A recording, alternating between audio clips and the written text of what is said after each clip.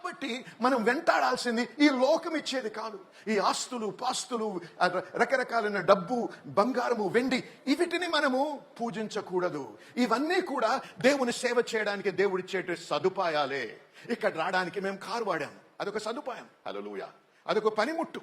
అలాగే ధనము కూడా ఒక పనిముట్టు, ఆస్తులు కూడా ఒక పనిముట్టు. దేనికి ఇస్తున్నాడు దేవుడు? తన కార్యములు చేయడానికి. దావీదును అంతగా దీవిస్తే దావీదు అంతా కూడబెట్టి నీ ఆలయం కట్టడానికి ఇస్తున్నాను ప్రభు అన్నాడు. హల్లెలూయా చెప్పాలందరూ. హల్లెలూయా. అటువంటి మనస్సు కలిగిన వ్యక్తిగా నువ్వు ఉన్నట్టయితే, దేవుణ్ణి వెంబడించినట్టయితే, దేవుణ్ణి ఆశించినట్టయితే, దేవుణ్ణి ప్రేమించినట్టయితే, తన వాక్యము చదువుతూ వాక్య బోధన వింటూ ఆ ఉపదేశము తీసుకుని దాని విధేయతలో నడిచినప్పుడు నువ్వు తప్పకుండా ఖచ్చితంగా దీవించబడతావు. అడుక్కు తినే బ్రతుకు అవసరం లేదు. ఎవరి మీద ఆధారపడాల్సిన అవసరం లేదు. ఏదో పైనుంచి ఇతర దేశాల నుంచి రానక్కర్లేదు. మనకి దేవుడే మనకు అనుగ్రహిస్తాడు. హల్లెలూయా. దేవుడు ఎలాగ అనుగ్రహిస్తాడు? మనుషుల్నే వాడుకోవచ్చు, కాకోలను వాడుకోవచ్చు. హల్లెలూయా. ఏ విధంగా నాకు ఇస్తాడో నాకు తెలియదు, కానీ నా నేత్రాలు మనిషి మీద లేవు, ఒక పాలిటిషియన్ మీద లేదు, లేకపోతే మినిస్టర్ మీద లేదు, ఒక ఐఏఎస్ ఆఫీసర్ మీద లేదు. నా దృష్టి దేవుని మీద ఉంది. హల్లెలూయా.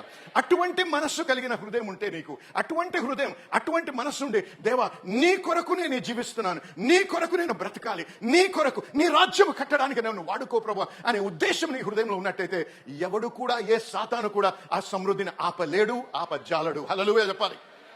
నేను